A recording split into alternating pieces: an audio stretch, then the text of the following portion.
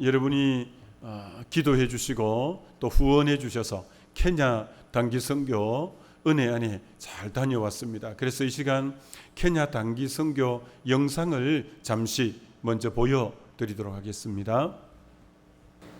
귀한 영혼들이 정말 호사나 방송을 통해서 예수님을 믿고 구원 얻게 되옵소서.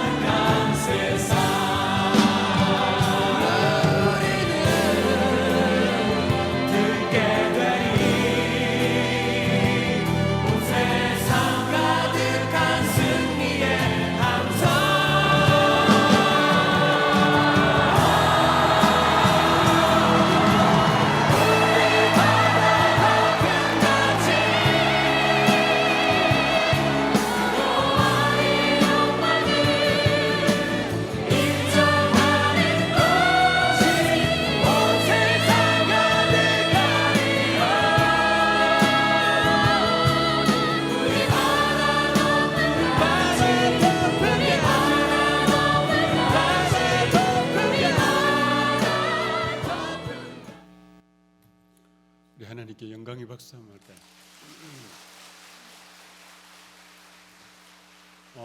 여러분의 그 기도와 후원 가운데 주일 저녁 8시에 떠나서 어제 저녁 6시에 도착했습니다. 그 마사이족에게 갔더니 이걸 선물로 줬습니다. 이거 이게 이제 그 마사이 추장, 마사이 그 권위를 나타내는 건데 한번 잡아볼 사람 봐요. 그리고 이 지팡이도 정말 그 최고 또 지도자에게 하여튼 하는 지팡이인데 이것도 주셨어요. 그래서 여러분들이 너무 많이 기도해 주시고 후원해 주셔서 정말 뜻깊게 선교하고 돌아왔습니다. 바라기는 우리 호산나 방송국에 이번에 가서 확인해 봤더니 적게는 30만이 방송을 듣고 있고 많게는 50만이 방송을 듣고 있어서 이제 9월 중에 자세한 내용을 영상으로 다시 그 금요 성령 기도회 때 한번 보여드리면서 하겠습니다만 그 방송으로 우물 완공 감사 예배 드린다니까 그 주민들이 굉장히 많이 방송을 듣고 모였어요. 그들이 와서 춤추고 특송하고 그래서 어떤 방송 프로그램에 은혜를 받았느냐라고 할 때 자기는 이 아나운서가 이런 이제 프로그램을 할 때 은혜 받았다고 하면서 참 정확하게 그런 은혜 받은 부분을 표현하고 그래서 정말 호산나 방송국이 우리나라 이 극동 방송 같은 선한 영향력을 끼치는 그런 방송이 되도록 여러분의 기도와 또 우리의 참 후원이 많이 필요하구나라는 걸 느꼈습니다. 자, 이제 다음 주일이 9월 7일입니다. 드디어 우리 교회의 가장 자랑 중에 하나인 은혜의 동산이 다음 주일 저녁부터 13기가 시작이 됩니다. 그래서 지금까지 이제 100여 명 이상의 게스트들이 지금 지원하셨는데 아마 오늘 마지막 주 지원 많이 하지 않겠느냐 싶습니다.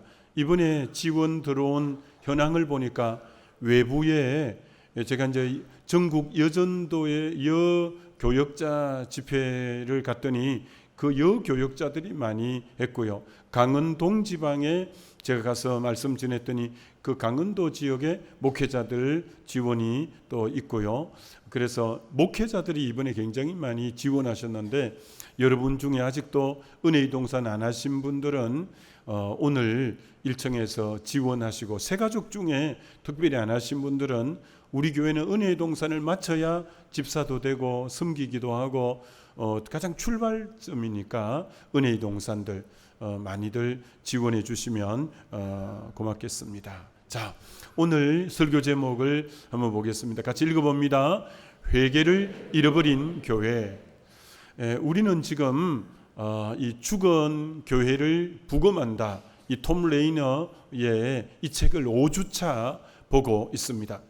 이분이 수백 교회의 죽은 교회를 컨설팅하면서 공통적인 특징이 이것이었다고 말씀했죠.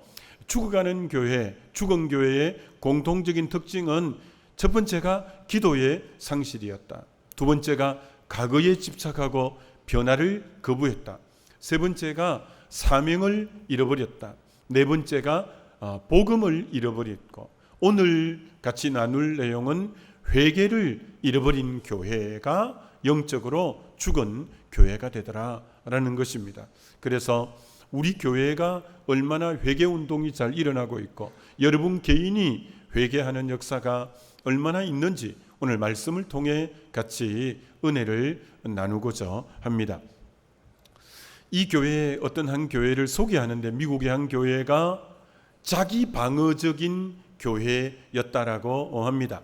그래서 예배의 변화가 필요하다라고 목회자가 하니까 그 대다수 성도들이 어떻게 반응을 보였느냐 하면은 우리는 지금도 충분히 잘하고 있다 이렇게 반응을 보였습니다. 그리고 전도의 열정이 식어간다 이렇게 말을 했더니 그 교회 반응은 요즘 세상이 너무 각박해서 그렇다.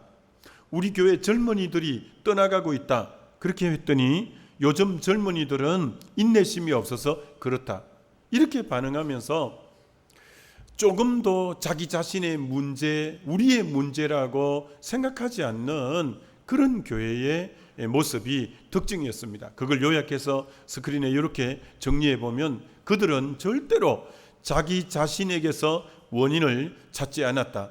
우리는 잘하고 있다는 분위기가 팽배했고 성장의 정체와 쇠퇴의 이유는 언제나 환경 탓, 목회자 탓, 타인의 탓이었다. 이렇게 항상 다른 사람을 탓하지 자기 자신에게서 문제를 이제 찾으려고 하지 않았다는 것이죠.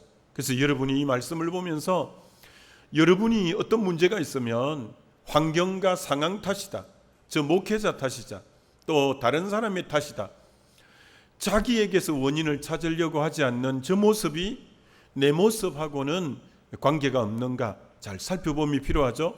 하나님이 아담에게 너 왜 먹지 말라는 선악과를 따먹었어? 라고 하니까 하나님이 만들어준 저 여자가 먹으라고 해서 먹었다면서 자기 잘못을 반성하기보다는 저 여자 때문에 그렇다고 말했습니다. 그래서 하나님이 그 여자 하와에게 넌 왜 그러니? 저 뱀이 나를 먹으라고 해서 먹었다고 하면서 자기 잘못을 회개하지 않고 뱀 때문에 그랬다고 전부 핑계만 대고 문제 원인을 자기에게서 찾으려고 하지 않는 회개와 이제 자백이 없는 그런 교회가 결국은 죽어가더라, 이렇게 말씀해 놓고 있는 것입니다. 그러니까 죽어가는 교회 다섯 번째 특징은 어느 순간부터 회개라는 단어가 그 교회 안에 사라졌다는 거예요. 그리고 대표 기도를 하거나 무슨 기도를 해도 언제나 기도의 내용은 이제 평안하게 해달라, 우리를 축복하게 해달라, 이런 형태의 기도만 주를 이루었지 회개의 기도는 한마디도 없었다는 것입니다. 그리고 목회자가 죄와 회개에 대해서 설교하면 우리 목사님 설교는 너무 부정적이다, 이렇게 반응을 보였다고 하는 것입니다. 교회는 외적으로 점잖했고 깔끔했지만 그 교회 안에는 엎드려서 하나님 앞에 우는 문화가 사라졌다는 거죠. 하나님 앞에 엎드려 우는 그런 교회의 분위기는 다 사라지고 점잖하고 깔끔했지만 하나님 앞에 우는 문화, 애통하는 문화는 어느새 그 교회가 사라져 갔다라는 것입니다. 그랬더니 교회가 점차 힘을 잃어갔고 누구 하나 눈물을 흘리며 나의 죄입니다, 우리의 죄입니다라고 말하지 않을 때 그 교회는 결국은 쇠퇴해서 문을 닫게 되더라, 이렇게 기록하고 있습니다. 여러분, 회개는 교회의 심장 박동과 같은 것이 교회입니다. 정말 교회의 심장 박동이 강력하게 일어나야 건강한데 회개가 바로 교회의 심장 박동이라는 것이죠. 그런데 죽은 교회는 그 심장이 뛰고 있지 않다는 겁니다. 회개하지 않는 교회는 그 심장이 더 이상 뛰고 있지 않다고 하는 겁니다. 교회는 회개해야 교회가 살아납니다. 정말 공동체는 자기 죄를 자각하고 하나님 앞에 엎드릴 때 살아나는데 회개하지 않으면 교회는 결코 살아날 수 없는 것처럼 여러분 개인 신앙도 회개해야 그 심령이 살아나고 자기 죄를 자각하고 하나님 앞에 내 죄를 가지고 나아가서 무릎 꿇을 때 그 영이 살아날 건데 회개가 없을 때 영이 점점 죽게 된다라는 것입니다. 죽은 교회는 자기는 할 만큼 하고 있다고 자기 의로 가득하고 언제나 우리는 잘하고 있다는 착각에 빠지고 자기 잘못을 인정하지 않고 그리고 회개를 항상 뒤로 유보하는 그런 개인, 그런 교회는 영적으로 죽어가더라라는 것입니다. 여러분, 회개가 없는 그 교회, 회개가 없는 성도는 아주 교만하다는 겁니다. 교만하니까 영적인 청각이 마비돼서 자기가 뭐 다 알고 있고 자기가 더 낫다고 생각하니까 어떤 설교 말씀도 그에게는 들리지 않고 이제 청각이 완전히 마비되어 그러다 보니까 영혼의 갈망도 둔감해지고 그러니까 영혼이 서서히 침체되고 이제 고갈되어 죽어가는 교회였다는 거죠. 여러분, 교회도 잘못할 수 있고 실수할 수 있습니다. 개인도 잘못할 수 있고 실수할 수 있습니다. 그러나 회개하지 않으면 그 개인, 그 교회는 이제 영적인 고사 상태, 영적으로 죽어가는 상황이 되어진다는 거죠. 이게 바로 그 책에 기록되어져 있는 이 회개가 없는 교회가 죽어가더라라는 데까지의 내용입니다. 그럼 다시 한번 우리는 이 회개에 대한 부분을 한 번 더 우리 자신을 돌아보자는 겁니다. 여러분, 오늘 현대인들의 제일 큰 불행은 눈물을 잃어버렸다는 것입니다. 현대 교인들은 울지 않는다는 겁니다. 여러분, 자네던 스펄전 목사님이 마른 눈으로는 천국 갈 수 없다라고 했는데 오늘 현대의 많은 성도님들은 눈이 너무 말라버렸다는 것입니다. 눈물이 없어졌다는 겁니다. 울지 않는다는 겁니다. 하나님 앞에 울지 않을 뿐 아니라 무엇이 없냐면 사람들을 향해서도 내가 잘못했습니다, 미안합니다, 이런 말을 잘하지 않는다는 것입니다. 마음을 담아서 진정으로 사과하는 이 사과하는 일들이 거의 없다는 것입니다. 옛날에 비해서 잘 먹고 잘 사는데 마음들은 사람들이 더 뻣뻣해지고 있는 것이 오늘 현실이라는 것입니다. 그래서 C.S. 루이스는 이렇게 말했습니다.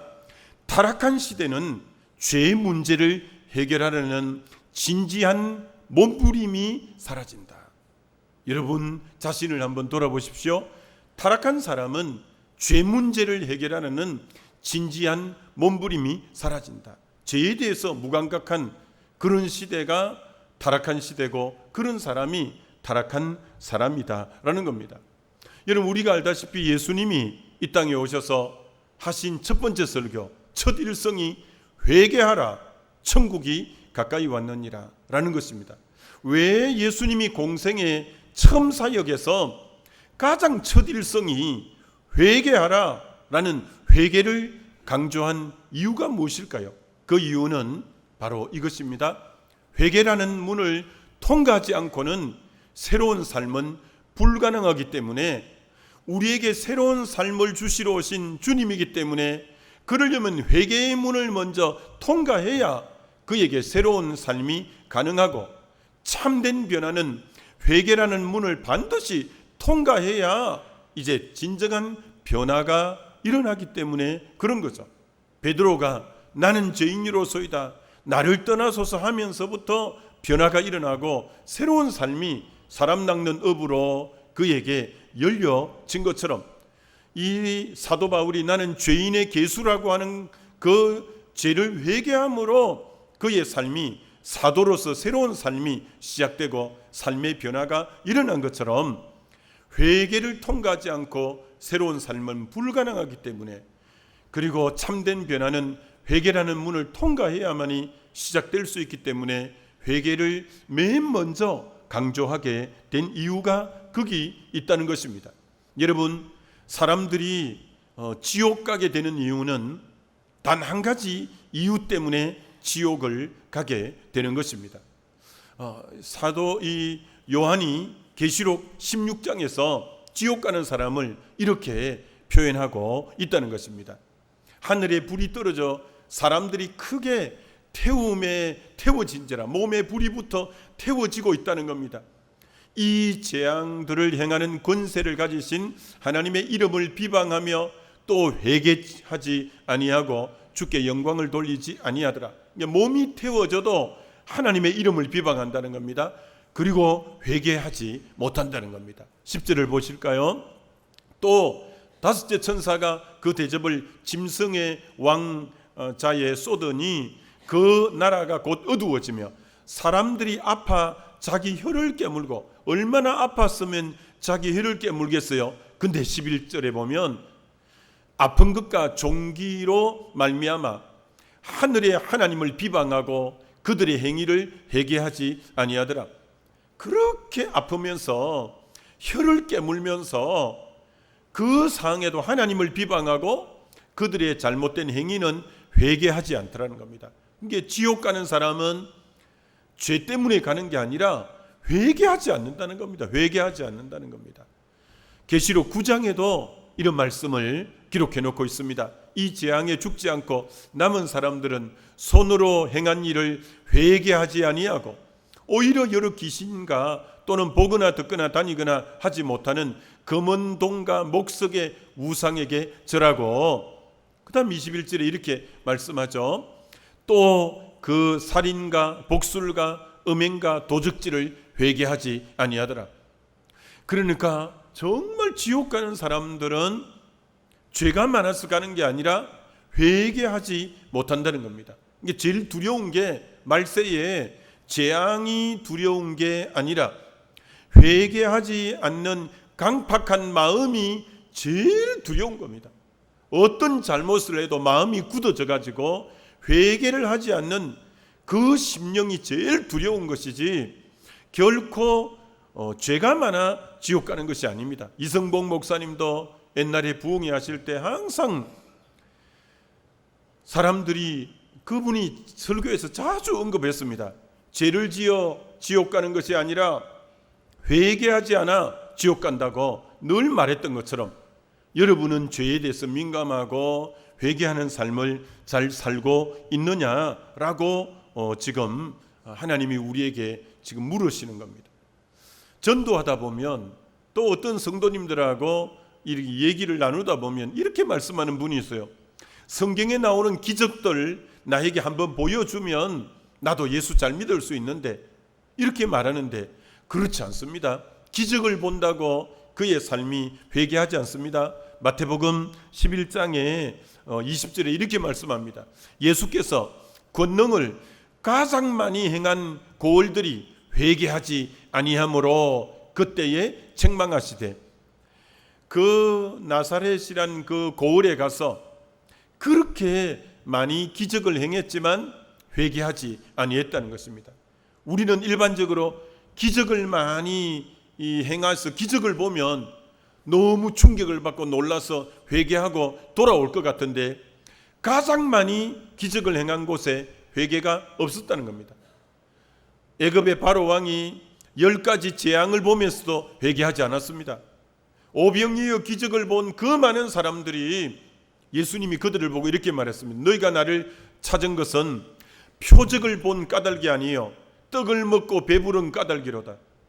이 오병이어 기적을 통해서 생명의 떡이 되는 예수님에게로 돌아오라고 그 기적을 행했는데, 표적은 볼 줄 모르고 배부른 그 떡만 위해서 주님에게 왔지, 아무리 기적을 행해도 그 의미를 깨닫지 못하고 회개하지 못했다는 겁니다.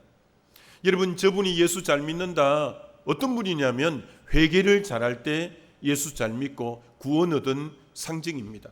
성령이 임한 이유가 요한복음 16장에 보혜사 성령이 오면 죄에 대해서, 의에 대해서, 심판에 대해서 책망할 거라고 한 것처럼, 성령이 임한 사람은 죄의 자각이, 성령께서 죄를 깨우쳐 주기 때문에 회개를 잘할 수밖에 없습니다.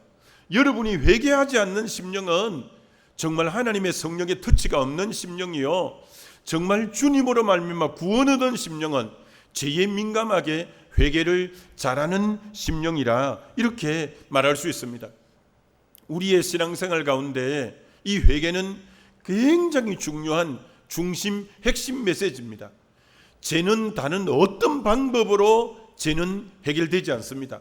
죄가 해결되는 유일한 방법은 예수 그리스도의 그 대속적인 은총을 의지해서 내 죄를 가지고 주님의 십자가 앞에 나가 자백하고 회개하는 길만이 죄는 용서받는 방법이요, 죄는 씻을 수 있는 방법이지, 예수님이 내 죄를 대속한 대속의 은혜를 의지해서 그분 앞에 나가 자백하고 회개하는 이 길 외에 죄가 용서받거나 죄가 해결될 수 있는 길은 없다라고 말할 수 있는 것입니다. 그러나 그의 죄가 아무리 많아도 주님 앞에 나와 자기 죄를 자백하고 회개할 때는 우리 주님이 그의 죄를 용서하고 주의 자녀로 받아주는 거죠.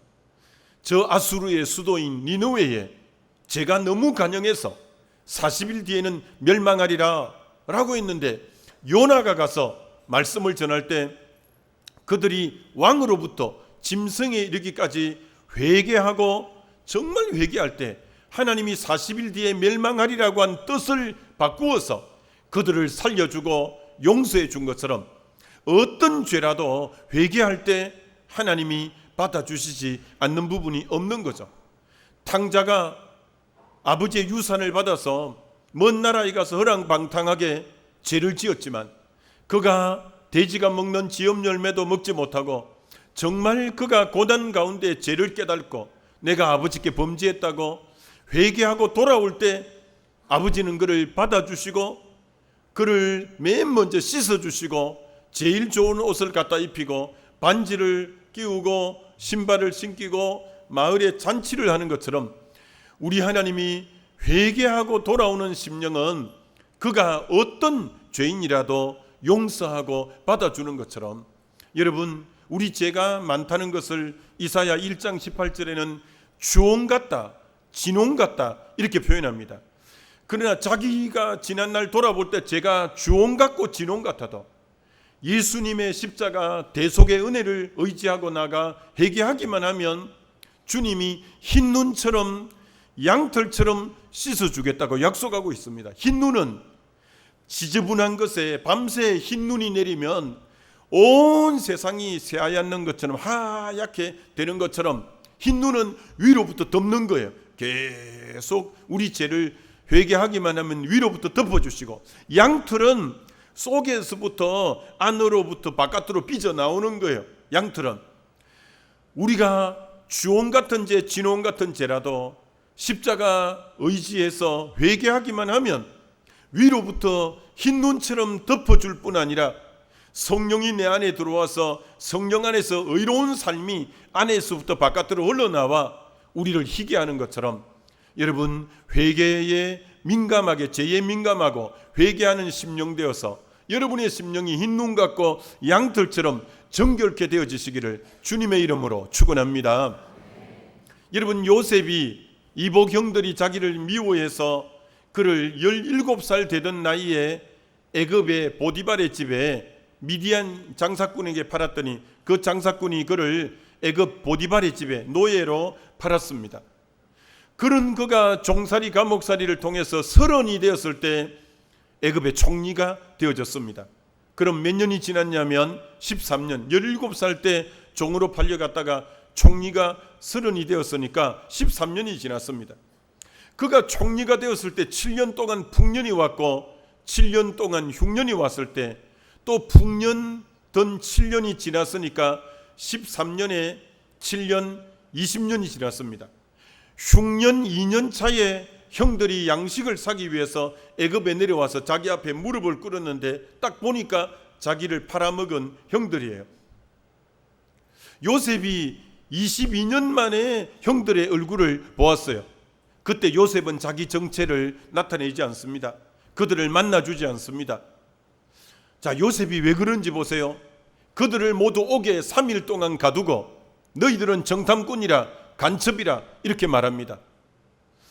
그들이 양식 사러 왔는데 이스라엘에서 이 애굽까지 그만 거기서 3일 동안 구금이 되어서 갇혀 있는 겁니다. 왜 형들이 22년 만에 만났는데 옥에 가두어 버렸을까요? 옥에 가두어 놓았더니 그들이 스스로 뭐라고 말을 하느냐면 이렇게 말합니다. 창세기 42장 21절 22절에 그들이 서로 말하되 우리가 아우의 일로 말미암아 범죄하였도다. 그가 우리에게 애걸할 때 그 마음의 괴로움을 보고도 듣지 아니하였으므로 그 괴로움이 우리에게 임하였도다. 르우벤이 그들에게 이르되 내가 너희에게 이 아이에 대하여 죄를 짓지 말라고 하지 아니하였더냐. 그래도 너희가 듣지 아니하므로 그러므로 그의 핏값을 치르게 되었도다 하니 3일 동안 구속해놨더니 그들이 전부 범죄했도다. 이거는 지난날 우리가 애걸 복걸할 때 살려주지 않았더니 그 핏값을 우리가 대신 받는 거다. 그러면서 벌써 22년 전의 죄인데 그들이 죄를 토설해내고 자기들이 잘못한 죄를 지었기 때문에 그렇다고 죄를 자각하기 시작하는 거예요. 여러분, 죄는 세월이 많이 흐른다고 죄가 상쇄되거나 없어지지 않습니다. 여러분이 지난날 몇십 년 전에 지은 죄 기억에는 가물가물할지 몰라도 그 죄는 없어지는 거 아닙니다. 십자가 앞에 가지고 나가서 자백하고 회개하기 전에는 그 죄는 없어지지 않는다는 것을 여러분은 반드시 아셔야 됩니다. 요셉이 그들을 바로 만나줄 수 없는 것은 죄에 대한 자각, 죄에 대한 토설, 죄에 대한 회개가 없이 관계 회복은 안 되기 때문에 요셉이 그들의 죄를 깨우쳐 주기 위해서 옥에 가두어 놓았더니 그들이 죄를 서로 자기들의 죄됨을 이제 토설하고 고백하는 겁니다. 그때 시몬만 볼모로 옥에 가둬 놓고 나머지는 집에 돌려보내면서 이렇게 말합니다. 너희들이 간첩이 아니라는 것을 베냐민이 있다고 했는데 그 베냐민을 데려오면 내가 너희들이 간첩이 아닌 것을 증명해서 이 시몬도 이제 보내주겠다. 베냐민을 데리고 가려고 했더니 아버지가 사랑하는 여인 라헬에게서 요셉과 이제 베냐민이 태어났는데 요셉은 일찍 잃어버렸고 베냐민 하나 그 사랑하는 아내를 기억하면서 늘 품고 있는데 베냐민을 내어줘야 양식을 준다고 하니까 끝까지 베냐민을 잡고 있다가 나중에는 굶어 죽을 판국이니까 아버지가 결단합니다. 내가 아들을 잃으면 잃겠다고 베냐민을 품에서 딱 내놓습니다. 왜 요셉이 아버지 품에서 베냐민을 빼앗아 와야 될까요? 아버지가 그 품에 하나님을 모셔야 될 자리에 베냐민을 품고 있기 때문에 아버지 품에서 베냐민이 나와야 아버지가 회복되는 거예요. 그래서 결국 아버지도 이제 베냐민을 내려놓았어요. 베냐민이 왔을 때 다시 쌀자루에 쌀을 가득 채워서 돌려보내면서 그 요셉의 은잔을 베냐민 자루에 넣어놓은 거예요. 한참 갈 때 뒤에 애굽 군대가 들이닥쳐서 어떻게 우리 주인이 너희에게 은혜를 베풀었는데 너희들은 우리 주인의 은잔을 도적질해 갈 수 있느냐? 그들이 한결같이 우리는 그런 일이 없습니다. 그런 일이 없다는 거예요. 그럼 쌀자루를 뒤져보자. 그래서 다 살펴봤더니 베냐민 자루에서 은잔이 나온 거예요. 은잔이 나오는 사람은 영영이 종이 될 거라고 했는데 그럼 베냐민이 종이 돼야 되는 거예요. 자, 그때 형제들이 변화됐는지를 요셉이 점검하는 거예요. 22년 전에는 자기들하고 배가 다르다고 그 같은 한 어머니 뱃속에 나온 이 요셉과 베냐민인데 자기는 미디안의 장상꾼에 팔아먹었는데 요셉이 어려움 당했을 때 이들이 어떻게 반응을 보이는가 봤더니 이들이 이렇게 반응하는 것입니다. 유다가 말하되 우리가 주께 무슨 말을 하리요 무슨 설명을 하리요 우리가 어떻게 우리 정직함을 나타내리까 하나님이 종들의 죄악을 찾아내셨으니 다시 죄를 말합니다. 하나님이 종들의 죄를 찾아내셨으니 우리와 이 잔이 발견된 자가 다 주의 노예가 되겠나이다. 이게 베냐민만 노예가 되면 되는데 이들이 변화되었어요. 우리도 이 은잔이 발견된 저와 함께 우리도 같이 종이 되겠습니다. 자기들도 같이 종이 되겠대요. 이거는 하나님이 우리 죄를 발견했기 때문에 우리도 종이 되겠습니다. 그러더니 유다가 나타나서 베냐민을 내보내서 아버지께 돌려보내주세요. 우리 아버지가 제일 사랑하는 아들인데 저 아들이 안 돌아가면 아버지는 백발로 음부에 내려가야 됩니다. 그러니까 제가 베냐민 대신 옥에 갇혀 있을 노예가 될 테니까 유다가 베냐민은 올려보내달라고. 완전히 형제들이 변화된 것을 요셉이 본 거예요. 그때서 요셉이 자기 정체를 밝히면서 형님들 제가 요셉입니다 하면서 막 서로 부둥켜 안고 울고 하는 거예요. 하나님이 우리를 언제 만나주시고 언제 축복하시고 언제 새롭게 하시느냐? 지난날 세월이 많이 지난 뒤라도 그 죄가 토설해내고 회개했을 때 그리고 그들이 서로 관계성 속에서 서로 이간하고 싫어하고 미워하고 했는데 이제는 다시 서로가 책임을 지려고 하면서 내가 대신 노예가 되겠습니다. 내가 대신 옥에 갇힐 때니까 저는 내보내주세요라고 그들의 연합과 달라진 모습을 보고 하나님은 그들을 만나주시고 그들을 축복하는 것처럼 오늘 여러분의 삶에 하나님이 새롭게 만나주시고 새롭게 축복하시고 새롭게 변화하려면 아무리 지나간 죄라도 회개해야 되고 뒤틀린 관계는 서로 나의 잘못입니다. 내가 책임지겠습니다 하면서 이렇게 관계가 회복이 되는 그 자리에 주님은 만나주시고 주님은 축복하시고 은혜 베풀어 주시는 줄 믿습니다. 여러분 교회가 부흥하는 시대를 보면 부흥과 회개는 항상 함수관계가 있었다는 거예요. 부흥이 강하게 일어나는 곳에 회개의 역사도 강하게 일어났던 것. 우리는 이미 역사 속에서 평양 장대응 교회의 길선주 장로님을 비롯해서 회개를 그렇게 함으로 얼마나 놀라운 부흥이 일어나는지를 알 수 있는 것처럼, 오늘 여러분 개인의 삶에 새로운 부흥과 새로운 변화와 새로운 성장이 일어나려면 그거는 회개하고 관련이 되는 거예요.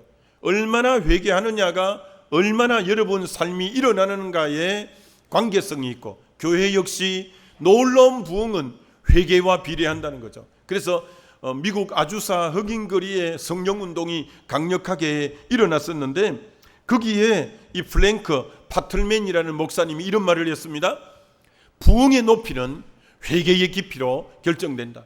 부흥의 높이는 회개의 깊이로 결정된다라고 하는 것처럼, 여러분의 삶에 놀라운 부흥이, 여러분 개인의 삶이 부흥이 높이 일어나려면, 허황되려면 그만큼 회개의 깊이가 깊어질 때 부흥은 강력하게 일어나게 된다라는 것이죠. 자, 오늘 이 본문 말씀 한 번 더 보여드리면서 말씀을 정리해 보려고 합니다.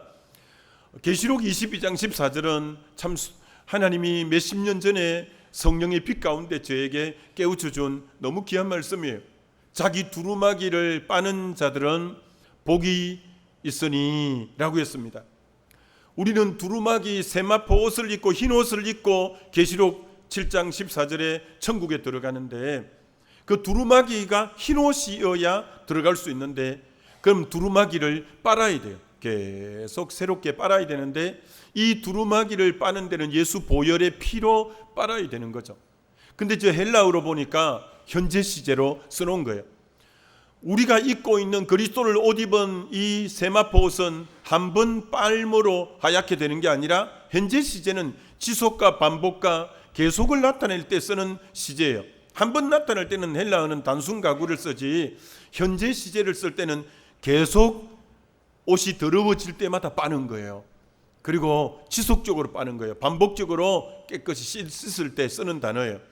여러분이 이 땅에 살아가면서 조금이라도 마음에 꺼림칙한 것이 있을 때 또 회개하고 또 회개하는, 여러분 우리 눈에 눈물샘이 있어가지고 여러분이 모르게 눈물샘에 눈물이 조금씩 흘러내려와서 망막에 먼지나 이런 게 붙을 때 이 눈물샘에서 이 먼지 같은 걸 한쪽으로 밀어내는 게 모인 게 눈곱이에요. 눈곱. 그래서 눈물샘이 계속 이렇게 내려와야 눈이 맑고 밝아서 잘 보이는 거예요. 그래서 여러분 중에 눈물샘이 시원찮은 사람은 인공 눈물을 요새 넣잖아요. 그래서 그런 것처럼 우리 심령에 예수의 보혈에 늘 또 두루마기를 빨고, 두루마기를 빨아야 깨끗하게 되어지는 거죠. 죄가 주홍 같아도 괜찮아요. 진홍 같아도 괜찮아요. 주의 보혈의 샘에 여러분이 빨기만 하면 늘 깨끗하게 되어지고, 그래서 정말 이 죄를 빨았을 때 시편 34편에 허물과 죄가 사함받는 것이 가장 큰 복이라고 성경은 말씀하고 있다는 거죠. 그 허물과 죄가 가리움을 받은 자는 복이 있도다는 것처럼. 근데 만약에 여러분이 두루마기를 계속 빨지 않으면 결국 어떻게 된다고 그 다음 구절 계시록 22장 15절에 이렇게 말한다는 거예요. 개들과 점술가들과 음행자들과 살인자들과 우상숭배자들과 및 거짓말을 좋아하며 지어내는 자는 다 성 밖에 있으리라. 조금 전에 22절은 성 안으로 들어가는 거예요. 방금 14절을 한 번 더 보여드리면, 14절에 회개하는 사람은 두루마기를 빨고 하는 사람은 문을 통하여 성에 들어갈 건세, 저 성이 새 예루살렘 성이에요. 영원한 천국에 들어간다는 거예요. 자기 죄를 계속 빨 때. 그래서 여러분, 근데 한 가지 더 해야 된다는 거예요. 자기 두루마기를 빠는 자들은 복이 있으니 이는 그들이 생명나무에게로 나아가며, 두 번째 이제 회개하는 사람은 생명나무에게 나아가야 된대요. 여러분 창세기 2장의 생명나무, 에덴 동산 중앙에 생명나무 실과가 있는데 그거 먹으면 영생하는데, 그걸 안 먹고 선악과를 먹어서 에덴 동산에 쫓겨나와서 그 뒤부터는 화영금을 가진 이 그룹이 지켜서 생명나무에게 나갈 수가 없었는데 성경 맨 마지막 책 요한계시록 맨 마지막 장에 생명나무가 있는데 저 생명나무는 예수님을 나타내죠.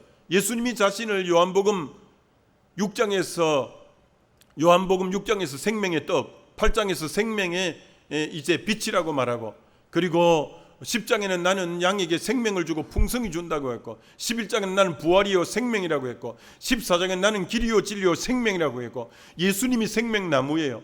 우리가 죄가 용서받은 사람은 늘 예수님에게로 가까이 나아가는 삶, 이게 필요한 거예요. 여러분, 이 두 가지가 균형을, 죄를 회개하고 예수님에게 늘 나아가고, 그래야 승리의 삶, 열매 맺는 삶이 되어진다라고 할 수가 있는 거죠. 여러분 보세요. 가늠하던 여인이 나도 너 죄를 정죄하지 않겠다고 죄가 용서받고, 그 다음 주님이 이 여인에게 이렇게 말합니다. 나는 세상의 빛이니 나를 따르는 자는 어둠에 다니지 않고 이제 생명의 빛 가운데 거한다고. 주님이 죄를 용서해주고 나를 따르라는 거예요. 예수님에게로 생명나무인 나에게 나오라는 거예요. 그럼 네가 다시는 어둠에 거하지 않고 생명의 빛 가운데 거할 거라고 말하는 거예요. 예수님이 나면서 소경된 사람을 실로암 못에 씻어놓고 눈이 밝았으니 알아서 살아가라는 게 아니라, 그 다음 내가 선한 목자라고 요한복음 10장에는 말하면서 나를 따라와야 들어가며 나으며 꼴을 얻고 풍성히 얻는다고 말하는 거예요. 주님은 언제나 이제 죄를 씻어놓고 문제의 병을 치료해놓고는 나를 따라오라, 그렇게 말씀하는 거예요. 그게 신앙생활이기 때문에 그런 거예요. 아무쪼록 정말 저와 여러분이 성령 충만하면 작은 죄에도 민감한 거예요. 그런 죄를 늘 회개하고, 마치 윤동주 씨의 서시처럼 하늘을 우러워 한 점 부끄러움이 없고 잎새이는 바람에도 나를 괴로워한 것처럼, 여러분이 작은 부분도 죄에 대한 것은 민감하게 십자가 앞에 가지고 나가서 회개함으로 여러분의 영이 늘 맑아지고 늘 생명의 근원자 되신 예수님에게 가까이 나아감으로 여러분이 이 땅에서 이기는 자의 삶, 승리의 삶을 살아가게 되시기를 우리 주님의 이름으로 축원합니다.